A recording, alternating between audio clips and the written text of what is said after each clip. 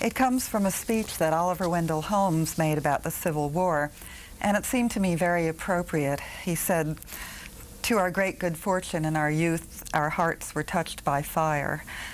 We learned at an early age that life was a passionate and serious thing." I haven't exactly quoted that, but the point is that people who were young during the Civil War were inspired and matured in a way that perhaps hasn't happened to every generation. Well, Custer was part of that generation that was touched by the fire of the Civil War. He had a splendid, heroic career as a general in the Civil War, and then afterwards, the time when he becomes very interesting to me, at the age of 25, he was one of 135 unemployed major generals. He had to redirect his life. For the first few years it wasn't easy, and then he found a new career on the frontier. So he's a fascinating study. The Little Bighorn is located in southeastern Montana, in an area that was not yet part of the United States at the time that the battle was fought, on June 25th, 1876. It was a territory that was occupied by various Indian tribes, not really settled at the time, in fact not even accurately mapped, which was one of the problems that Custer encountered in fighting a battle there. Good question. People have been arguing about that for the 120 years since the battle, because it's been very difficult for our nation to understand how this fighting force that was very famous, the 7th Cavalry, led by this distinguished ex-Civil War general, at the present time a lieutenant colonel, only 36. He had been the Union's youngest general at the age of 23. In any case, no one could understand how he and all of the men with him, 5 companies of cavalry, had been wiped out by people that they regarded as primitive savages. At the time, people were no longer thinking about Indians as important enemies of the United States. They felt, and they were historically right, of course, that the struggle for possession of the continent had long been settled, and this was just a kind of mopping up operation. No one had the slightest expectation that Custer and his force would be wiped out, or defeated for that matter. The total killed was 265, certainly a very small number when you think of Civil War battles, which is one of the points that I make in the book, how astounding it is that this battle has lived on in our national consciousness when relatively few people were involved in it. Probably in the early afternoon. It's rather hard to get a definite fix on this because the men had set their watches by Chicago time, which of course today would not be the time for southeastern Montana. And reports of what happened to Custer, of course, are speculative because no one from his command survived, and the Indian opponents were not wearing watches. Yes, they did, but you get a lot of difficulty of communication because at that time, really in the infancy of anthropology, you didn't have people who both understood Indian culture and could understand Indian languages well enough to interpret on a complex level. You had a lot of people on the frontier who knew enough words for crude communication, but not anyone who could simply go back and forth easily between those two radically different cultures. The consequence was that Americans tended to disregard what Indians said because they couldn't understand what they were talking about. Their communications didn't make sense, and so they were simply dismissed. Mostly the Lakota Sioux and Northern Cheyenne. They were Plains Indians, warlike people, militaristic societies who fought fiercely and well. They were certainly noble opponents because they were well trained in their own style of battle from infancy. And the Sioux in particular were an expansionist people who had in fact wiped out and taken the land of smaller, weaker Indian tribes in their own desire for hegemony in the West. And ultimately, they came up against the United States, which with its greater manpower resources was able to ultimately defeat them. Yes, it's part of the national park system, and it fairly recently, back in 1993, had its name changed from the Custer battlefield to the Little Bighorn battlefield as a way of including the Indian participants who had been excluded from the idea of the battlefield up to that time. But you do find it's not a commercialized site in the way many places are, but it certainly gets a huge number of visitors, usually over 250,000 every year.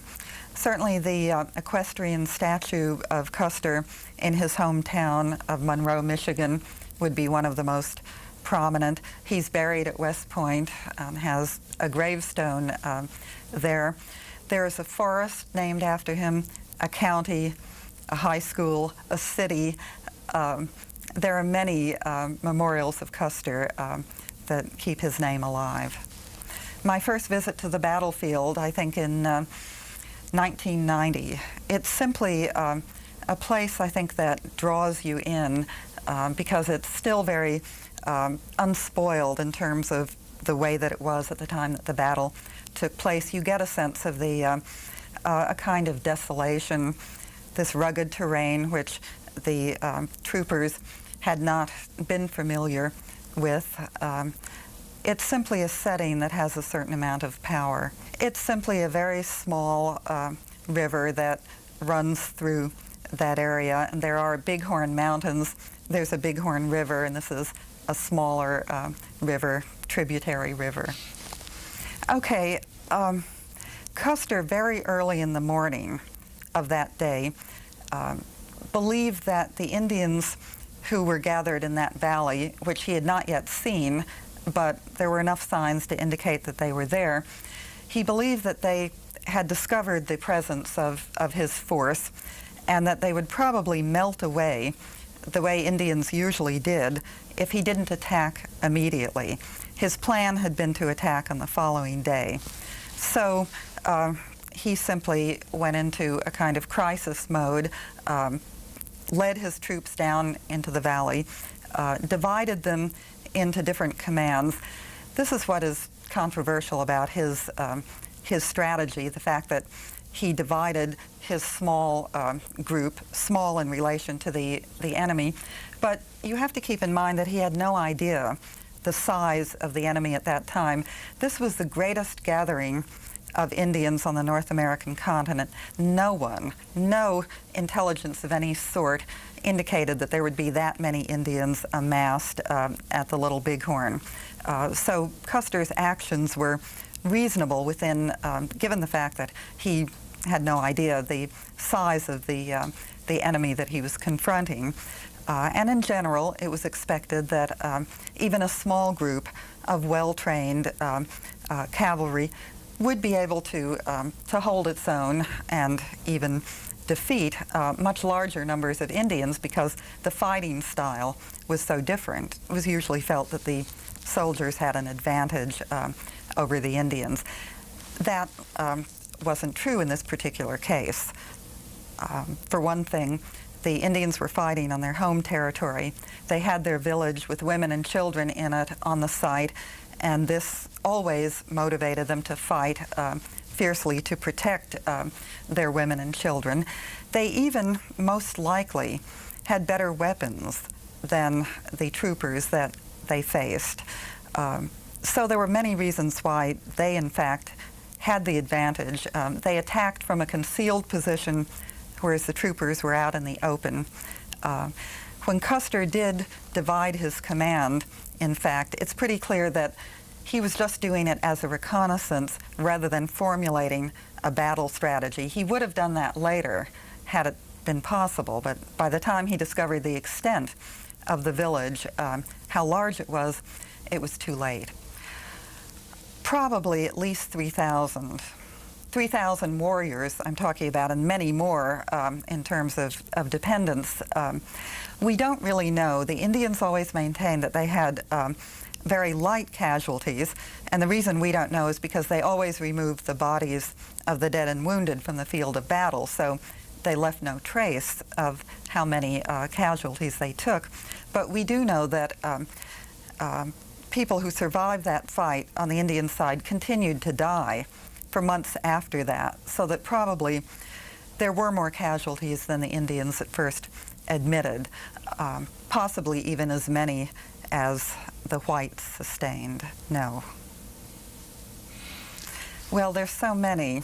You would have to go to a good library and hunt around. More has been written about Custer and the Battle of the Little Bighorn than almost any other historical American figure. It's really an amazing thing when you consider that Custer was not historically significant in the way that other leaders have been, but he has certainly captured the imagination of the nation. There was a strongly held opinion that any number of whites could defeat any much larger number of Indians, and you find this all over. I would say it's endemic in the accounts of people living at that time. White superiority was something that people felt at the end of the 19th century was scientifically based.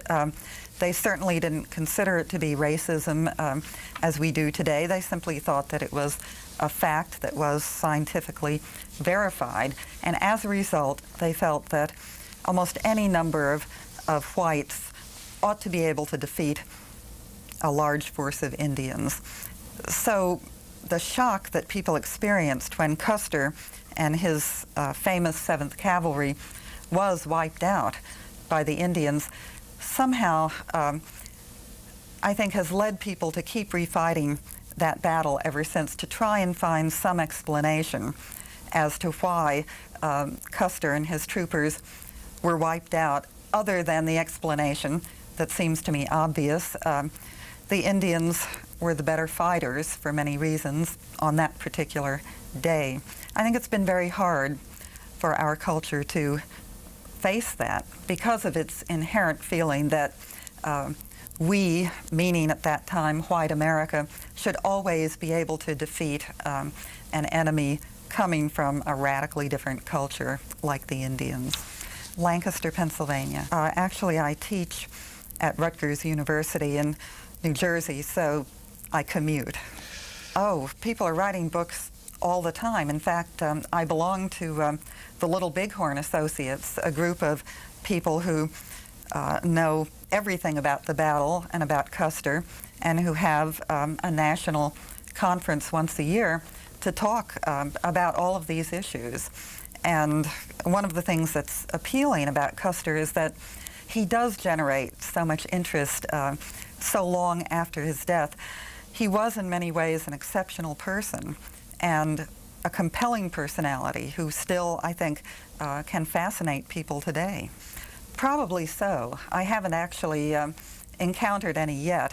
I've been pleased that many people have told me that they feel that my book is a balanced account, which is what I was trying to produce. Sitting Bull was probably the most significant leader among the Lakota Sioux. Not a war leader. He was already, at the age of 42, past his prime as a war leader, but as both a spiritual and political leader. He was clearly very intelligent, profoundly thoughtful, and I think that picture reveals the determination and will that he brought to living his life. I particularly like it because, to my mind, Sitting Bull's character is revealed by that picture. It actually comes from our own National Archives. Crazy Horse was the very much admired leader of the Lakota Sioux in that particular battle, and also in other battles against the Army as well. His name has been used in many contexts. During the Vietnam War, the 7th Cavalry used his name for an operation Operation Crazy Horse. And right now a gigantic statue is being carved not far from Mount Rushmore in North Dakota to commemorate Crazy Horse. It seems as if over time the pizzazz of being a great fighter has won out over the more thoughtful contributions of Sitting Bull. Well, people are apt to disagree about many different things, whether or not Custer was to blame in any way for the disaster, the contributions of various of his subordinates at the time. Episodes in Custer's life can generate controversy. I mean, these are people who care a great deal about the truth of the battle. They care about preserving the battlefield and about Custer's life. I don't know if you know that recently, in spite of the passage of time, as I've said, feelings continue to be very strong. Recently, the battlefield has been extremely controversial because the present superintendent, on the 120th anniversary of the battle, invited any Indians who wanted to ride up and count coup on the grave marker that has been raised over the bodies of the dead government soldiers. Counting coup means displaying your courage and audacity by striking your enemy with a stick and then getting away without having the enemy kill you. In fact, it was obviously at times much more difficult than killing the enemy. The problem that I and I think others have with that gesture is that these enemies were already dead, and it simply seems inappropriate to dishonor the dead by a ceremony of that sort. But it's certainly a good example of how feelings continue to percolate around that battlefield. A Custer-phile is someone who has a very positive feeling about Custer, and a Custer-phobe is the opposite. Often, I mention in my book that a Custer-phile, a Custer-phobe is simply a disillusioned Custer-phile, someone who started out wanting to admire Custer and ended up finding fault with him. Oh, on a number of matters, because when I went into this project, I knew very little about Custer, simply the popular information or the popular image that everyone acquires through movies and a little bit of history. So it was a learning experience for me, and as with any historical figure, there are episodes that can be interpreted in different ways. It's a very complex matter to weigh the evidence and try to decide what was going on in an episode that is that has many different facets. So there were times I would have one opinion and I would do more research and modify my opinion. Probably whether or not Custer had an affair with the Indian princess, the Cheyenne captive Monacita. This is something that can't be proven either way.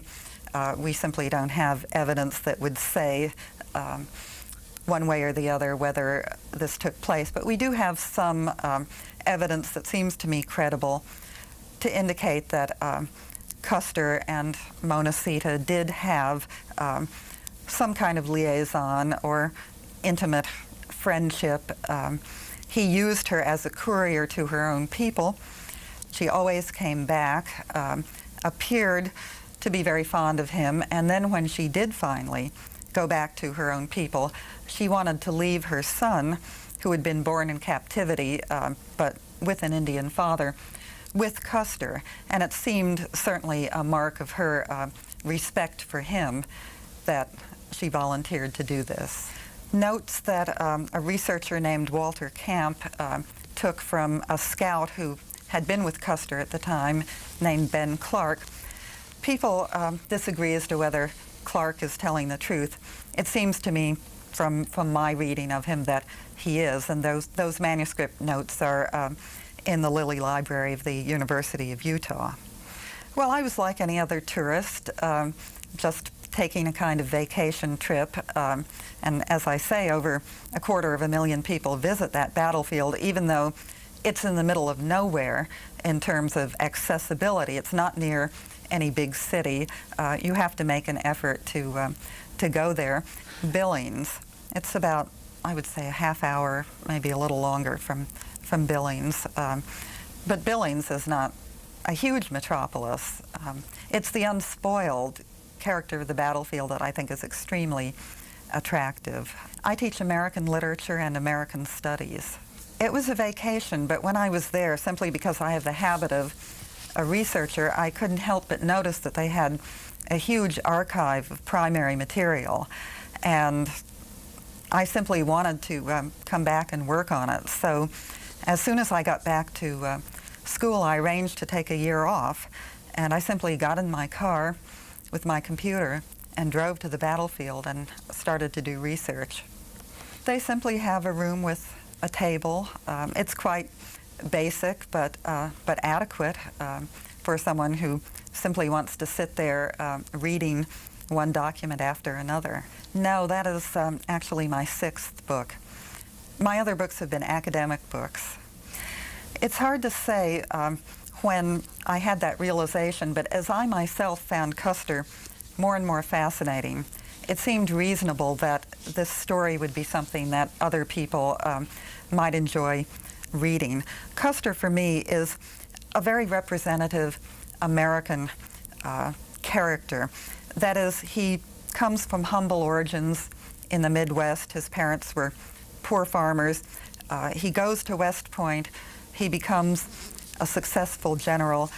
He's tremendously optimistic and cheerful, and believes in this country, believes in its expansionist policy, believes that there is opportunity for anyone who is willing to work hard and make a living. So he was always interested in self-improvement as well.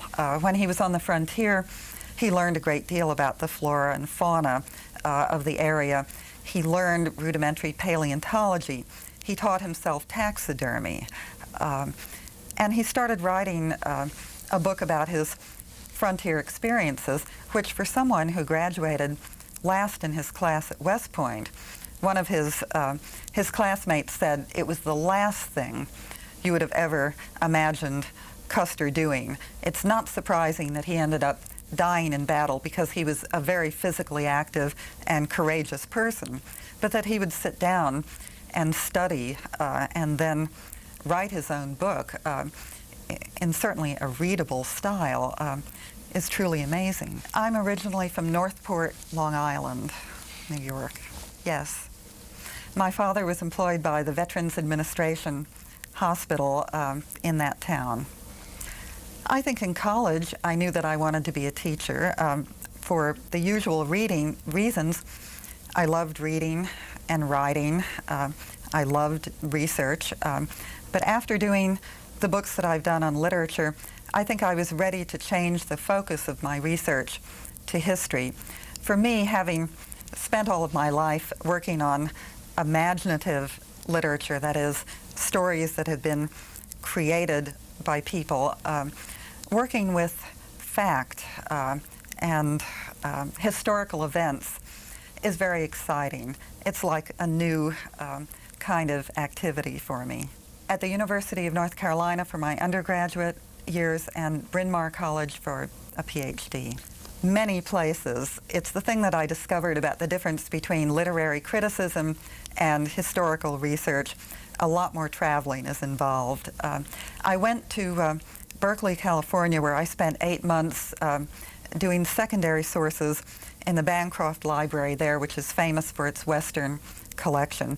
But I had to go to a number of repositories of original documents. For example, Monroe, Michigan, where both the Custers grew up, both George Armstrong and his wife, to Yale for some significant letters, certainly to West Point, to New York Public, and of course to Washington, D.C., to the National Archives and the Library of Congress. Well, certainly the Battlefield Archive has the largest amount, but Monroe, Michigan and the National Archives would follow the the battlefield. She's 22 in that picture.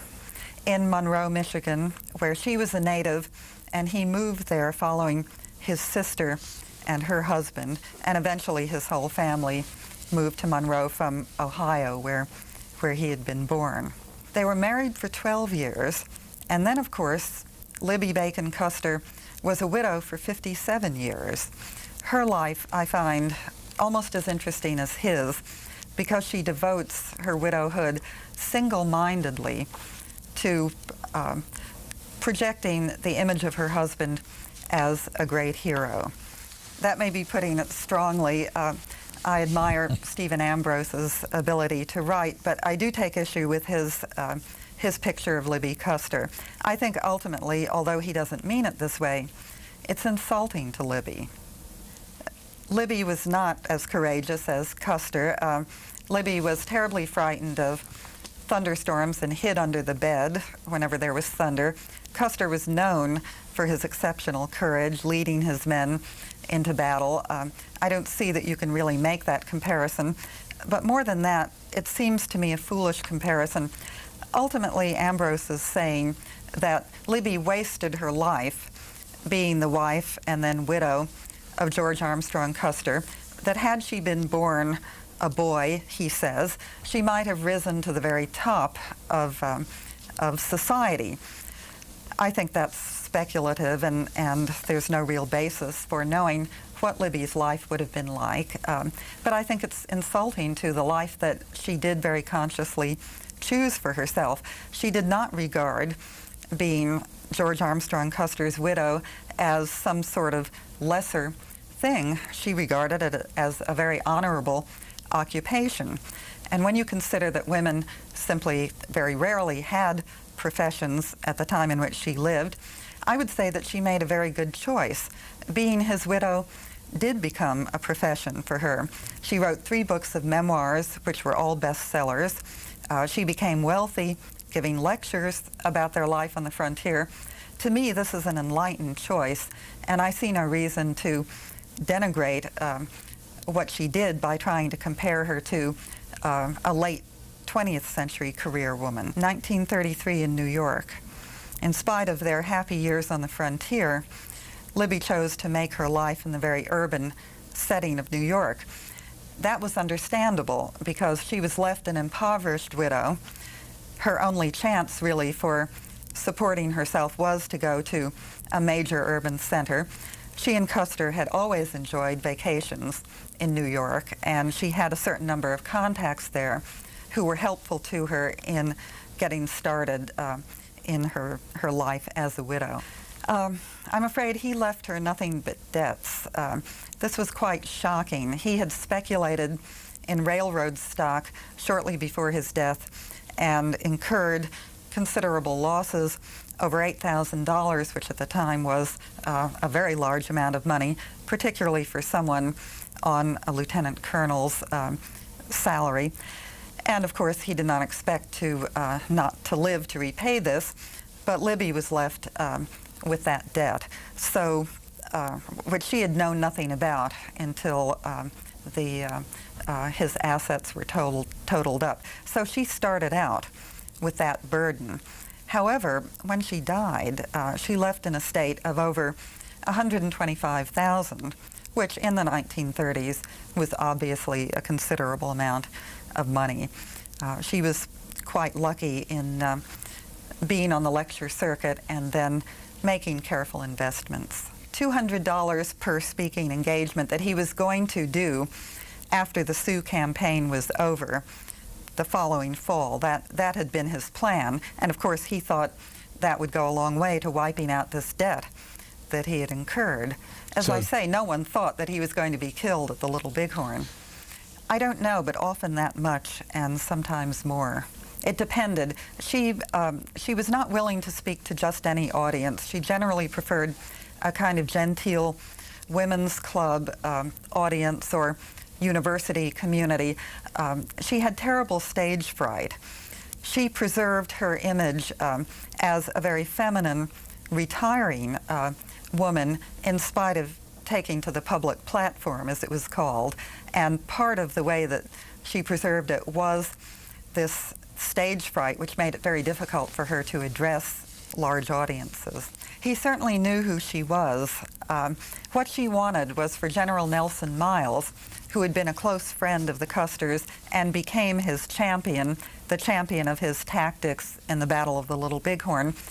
He was scheduled to be transferred to Arizona, I believe, and she wanted him to remain in Montana so that he could do work on a vindication of her husband. So essentially, she was asking the President of the United States not to transfer an important general for her own personal reason.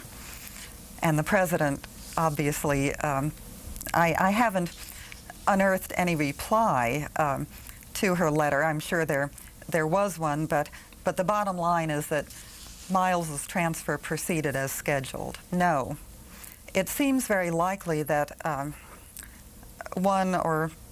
that probably there was some physiological reason, because they did want children originally, and at a certain point, Custer wanted to adopt his nephew, and Libby evidently said no to that, so that many, many years later, as she's very old and speaking to reporters, she says, "I have only two regrets, the death of my husband and that I do not have a son to carry on his honored name." Well, it was really quite a bloodbath of Custer's. He lost two of his brothers, a brother-in-law and a nephew. So the Custer parents lost three of their children and the husband of a fourth in that battle. Well, he was a historic figure. He had had tremendous achievement during the Civil War, and in a way that seems to me to be breathtaking. For example, he captured the first enemy battle flag of the Army of the Potomac, and by the same token, at the end of the war, he received the flag of truce of General Lee. So he was involved in these two moments of great symbolic as well as historical significance, and everything in between was a series of compelling victories for Custer. He really did live the role of the romantic knight on a charger. There are many instances of his courageous behavior. For example, he saw a private shot and killed on the fighting line, and he risked his own life simply to rescue this man's body, because he said he couldn't stand to think of it being riddled with bullets if it remained there.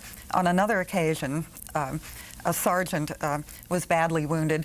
Custer leaped from his horse, put the wounded man on the horse, and sent it back to the rear, and then waited to be rescued himself. This is in the heat of battle. Actions like that seem to be simply second nature to Custer, and he certainly had a great fund of experiences both in the Civil War and on the frontier, where he knew such famous scouts as Buffalo Bill and Wild Bill Hickok. I think he could have talked many evenings and kept an audience interested. Yes, by General Phil Sheridan. This is the table where Grant sat and wrote out the articles of surrender, and afterwards, since it was obvious that all of the furniture in the room was going to be significant, General Sheridan bought the table from the owner of the house, presented it to Libby Custer, who he knew because she had been the only woman allowed in his army camp. He felt that Custer was the only one of his generals who wasn't spoiled by association with women. Wives tended to distract his other men, but he found that Custer went into battle just as eagerly as ever, and so he allowed Libby to come to the army camp, became very fond of her. And in the note that accompanied the table, he said that I owe as much to your gallant husband for his efforts in bringing this war to a conclusion as to anyone. And this was no more than the truth. It's either in the Smithsonian or some other museum here in Washington. Well, the first was not terribly significant. It happened right at West Point. at the very right after his graduation. It was a very minor thing and did not set him back. But the serious court-martial happened in 1867 on the Kansas frontier. This is where Custer, I think, making a very difficult transition from his success and achievement in the Civil War to the vast plains of the frontier, which was a very marginal and unrewarding kind of duty, chasing Indians who could never be caught, it seemed, so he had no opportunity to show his skills in battle.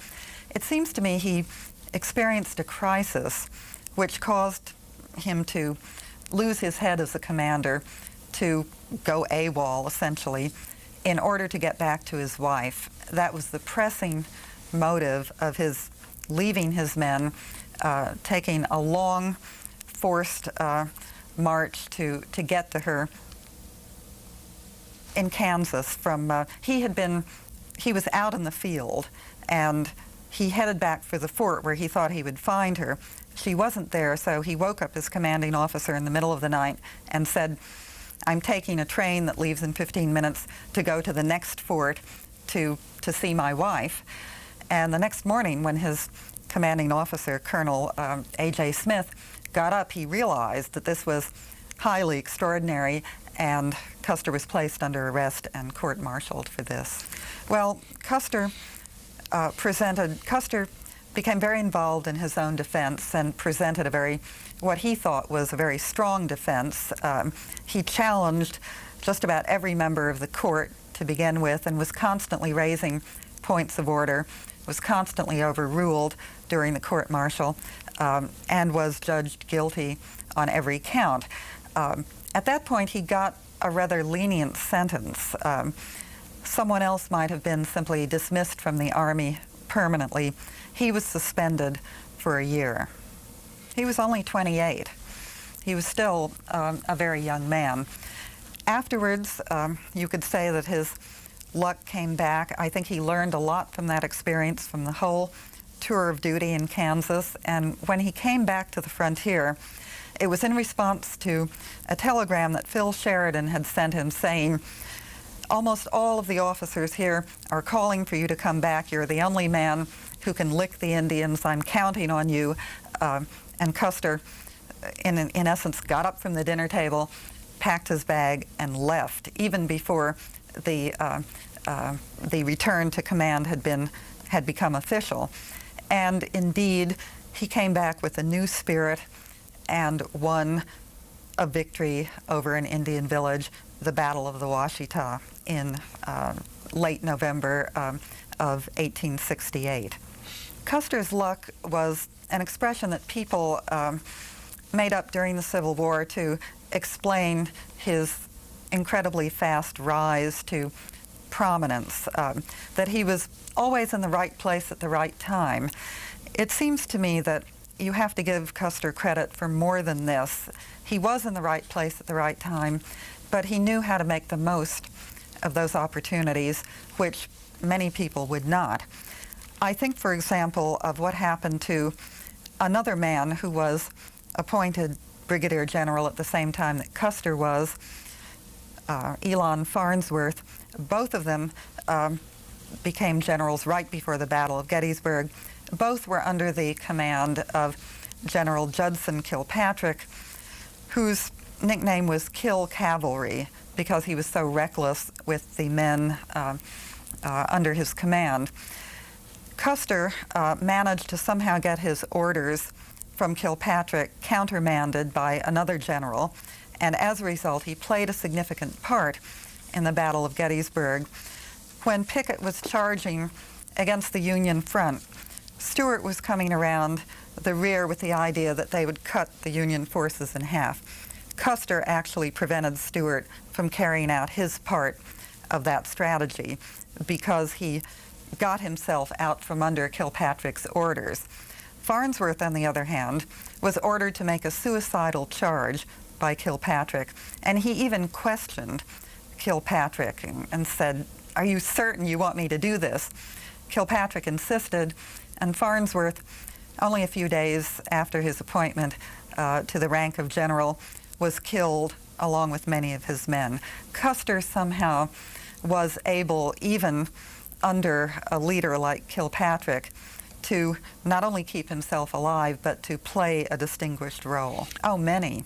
He was quite a correspondent in many long letters to his wife in which he discussed, and to his family, discussing his battles and his experience in the field. But in addition, he of course wrote many military reports, and at the time of his death, he was writing his Civil War memoirs based on his reports and notes that he had kept. Fortunately, it's not too hard to read. He used ink on paper pretty well. I think the Custer documents are in good, they're legible to write. Well, by the time I did that, I had a lot to say. I think I wrote quickly and with a lot of enthusiasm, but then I spent a great deal of time rearranging what I had written. And in fact, the form that the book is in is not that of a traditional biography, nor was it intended to be, because it seemed to me to truly understand Custer, or any figure, any historical figure, you need to understand something about his world. And so I have chapters on the Plains Indians, on the Frontier Army, the vast difference between that army and the men that Custer had commanded during the Civil War, on Frontier Army wives, because they played a large part in the life of the Custers on the frontier.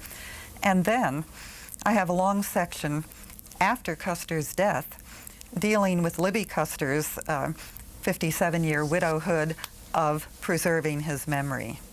Yes, that's a painting of the battlefield. As you probably know, the Battle of the Little Bighorn is probably the most painted event in American history. There are many paintings of it. And in the foreground, you see the figure of Custer imposed upon that background in a way that dominates the battle, which of course you might read ironically since he was defeated and killed in the battle. But that pose is characteristic of his great self-confidence and the way that he fought. To a certain extent, but it depends upon how you read that, Custer, before his transformation, was rather careless in dress, and it seems as if he didn't really pay any attention to matters of clothing. Once he became a cavalry leader, he said that he wanted to wear a distinctive outfit that his men would always be able to see in battle. And this was not unusual.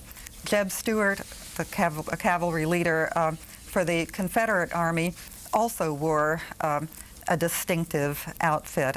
Generals at that time designed their own uniforms, and they often tried for a unique look. I'm not certain, but I think she's in her late 60s in that picture. Libby is a very cheerful, kind person of the sort that people instantly liked. She was unassuming, attractive. People were drawn to her, and I have great admiration for the way that she recreated her life after her tragedy of losing her husband, to whom she had been tremendously attached. They had a very intense love marriage. When he was away, he would write letters that were sometimes as long as 100 pages, letters written by hand, of course, and I read through them. One of them ends with the comment, "Do you think this letter is too long?" I'm sure Libby didn't, but I, as a researcher, might have answered, yes, it was a bit too long. But he would often end by saying that, I've got to stop now because it's late at night and reveille is only in another couple of hours. He had tremendous energy and enthusiasm for his life. He could go without sleep, and after a hard day's riding on the march in the field, he could write letters late at night to his wife. A lot about the hunting exploits of himself and their dogs. He was very proud of their abilities, and his horses too. Custer had an affinity for animals. He was one of those people who could tame them easily. They were attracted to him as he to them.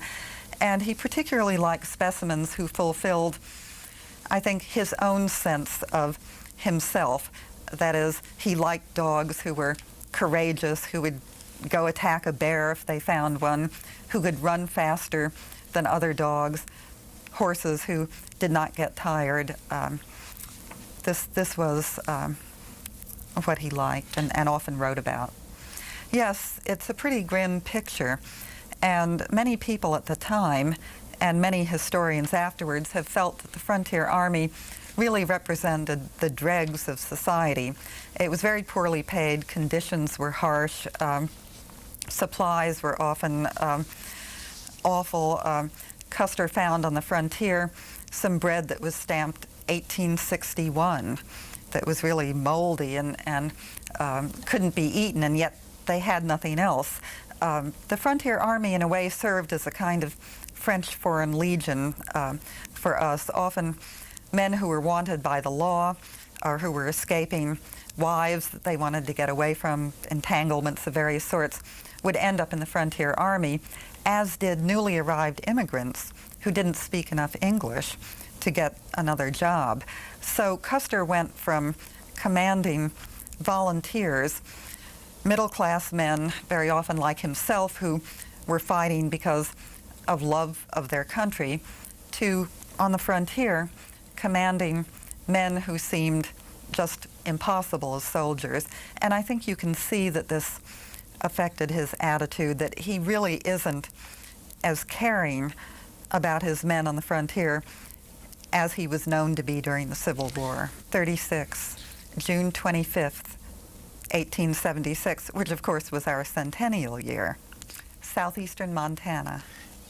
Not those who accompanied Custer. They were all 5 companies. Everyone with him was killed. No, definitely not. But the status would depend on who we're talking about, because there were Indians who sided with the United States government. Custer was accompanied by Crow scouts who were bitter enemies of the Sioux and who never regretted their decision to fight with the White Army because they felt it preserved their land for them, which the Sioux had been in the process of taking. Hard to say. Several hundred, possibly. We really have no way of knowing accurately. I think it's going to be something having to do with Army courts-martial. Well, I found the trial transcripts that I read for this particular book were fascinating. There have been some interesting cases in the history of our armed forces, and I'd like to explore them in further detail. Just barely scratched the surface.